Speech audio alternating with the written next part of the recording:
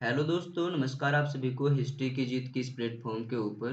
आज का जो हमारा क्लास है वो है सब्जेक्टिविटी और ऑब्जेक्टिविटी को लेकर के डिटेल्स में चर्चा करने वाले हैं कि वस्तुनिष्ठता और व्यक्तिनिष्ठता क्या होती है, इसके बीच क्या संबंध है, ठीक है, और किस प्रकार से एग्जाम में हमें क्वेश्चन पूछी जाती है।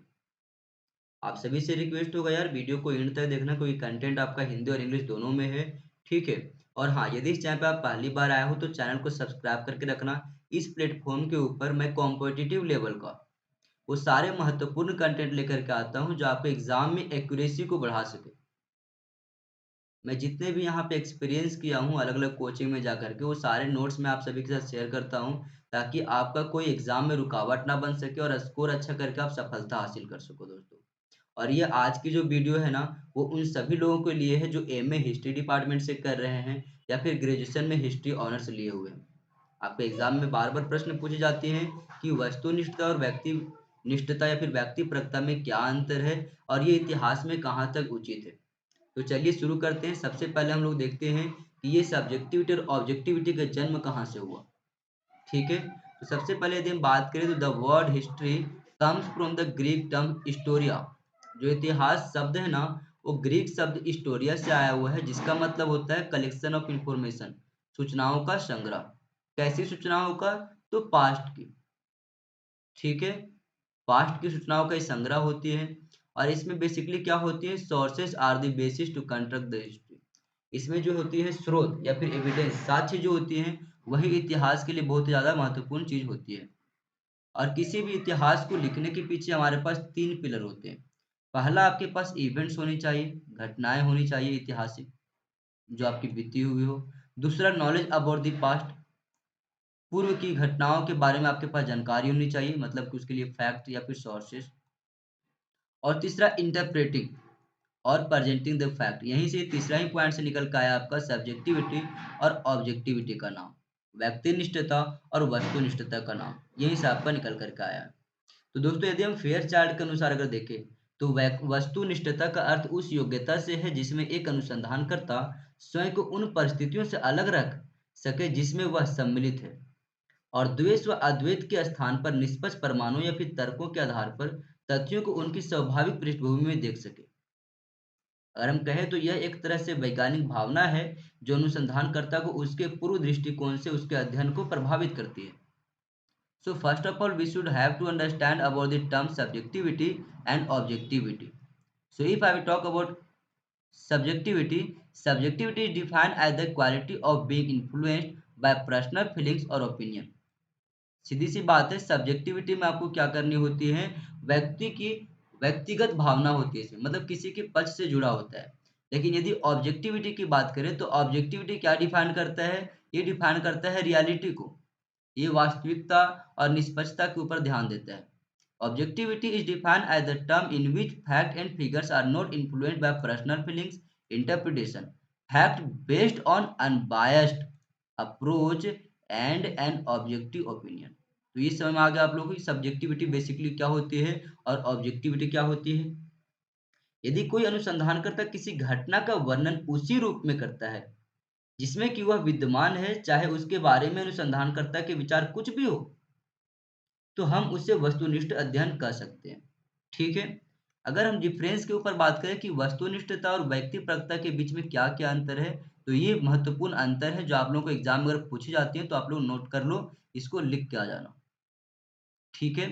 वस्तुनिष्ठ और व्यक्तिपरक जानकारी के बीच का अंतर यह है कि वस्तुनिष्ठ जानकारी तथ्यों पर आधारित होती है, वस्तुनिष्ठता जो होती है वो तथ्यों के ऊपर आधारित होती है, जबकि व्यक्तिपरकता की जानकारी जो है वो राय, भावना या भावनाओं पर आधारित होती है।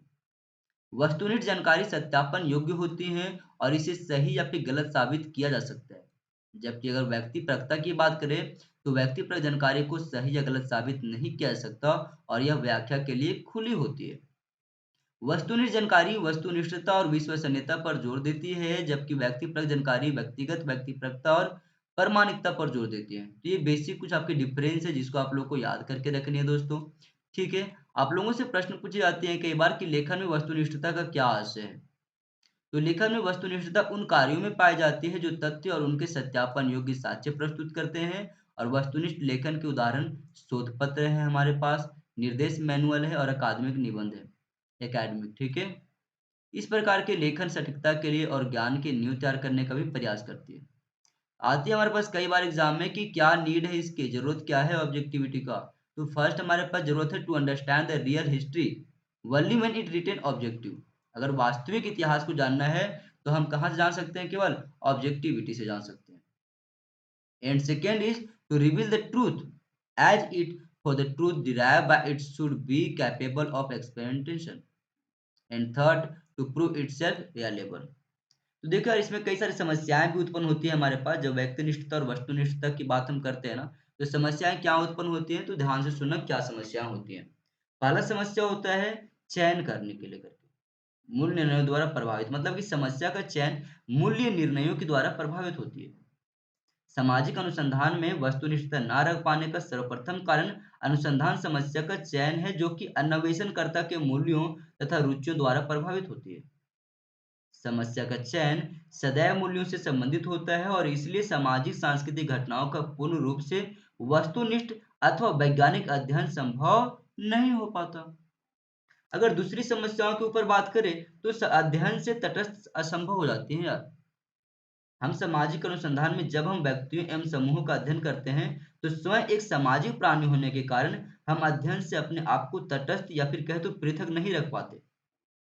प्राकृतिक विज्ञानों में ऐसा इसलिए संभव हो जाता है क्योंकि उनमें जड़ या फिर निर्जीव वस्तुओं का अध्ययन किया जाता है। स्वयं सामाजिक समूह विशेष जाति एवं संप्रदाय का सदस्य होने के कारण अनुसंधानकर्ता का पक्षपात या फिर किसी विशेष बात की ओर आकर्षित होना स्वाभाविक हो जाता है। अतः हम क्या कर सकते हैं, तो अतः हम सामाजिक विज्ञान में निष्कर्षों की अनुसंधानकर्ता की मनोवृत्तियों या मूल्यों द्वारा प्रभावित होने की संभावना अधिक प्राप्त करते हैं। तो ये चीज आप अपने नोटबुक में लिख सकते हो या फिर एग्जाम में रिटन सोर्स के रूप में आप रिटन एविडेंस में लिख सकते हो।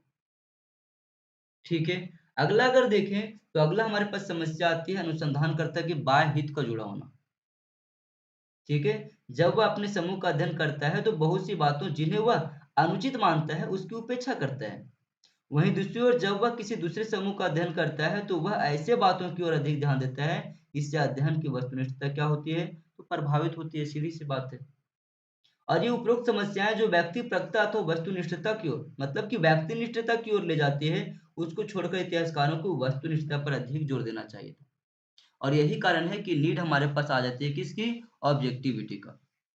ठीक है। तो व्यक्तिपरकता की परिभाषा के ऊपर अगर हम बात करें तो व्यक्तिपरक का अर्थ है व्यक्तिगत भावनाओं, रुचियों या फिर विचारों पर आधारित प्रभावित होना या फिर आधारित प्रभाव होना। ठीक है। व्यक्तिपरक परिप्रेक्ष्य को व्यक्तिगत परिप्रेक्ष्य या फिर व्यक्तित्व व दृष्टिकोण भी कहा जा सकता है। और व्यक्तिपरक विचारों को वास्तव में सिद्ध या फिर आधारित होना जरूरी नहीं है, हालांकि उनमें तथ्य शामिल हो सकते हैं, जैसे कि यहाँ पे आपका एग्जाम्पल भी दिया हुआ है। ठीक है। आगे यदि हम बात करें दोस्तों, यहाँ पे आपका इसेंशियलिटी बताया गया है कि क्या हमारे पास ज़रूरत है ऑब्जेक्टिविटी का और कहाँ तक ज़रूरत है। ठीक है, आप लोग इसका स्क्रीनशॉट ले लें और यदि आप चाहें तो इसका स्क्रीनशॉट के साथ इसको ज़रूर याद कर लेना दोस्तों। और हाँ, आप सभी से रिक्वेस्ट होता है यार कि कंटेंट यदि आप लोग को अच्छी लगती है तो कंटेंट को ज़रूर लाइक किया करो और कमेंट्स में बताया करो यार। और आप सभी से एक ही रिक्वेस्ट होगा, चैनल को सब्सक्राइब करके सपोर्ट करो मुझे और वीडियो को ज़्यादा से ज़्यादा शेयर किया करो दोस्तों के साथ, ताकि हमारा प्लेटफॉर्म ग्रो कर सके। हमारा ही नहीं, ये आप सभी का प्लेटफॉर्म है, जहाँ पे हम सब एक साथ मिल करके बहुत चीज़ें अचीव करेंगे। ठीक है। तो यहाँ पे आपको वस्तुनिष्ठता बनाम व्यक्तिपरकता का उपयोग कैसे करना है, मतलब दोनों के बीच डिफरेंस बताया गया है। ठीक है, वो आप बता सकते हैं यहाँ से।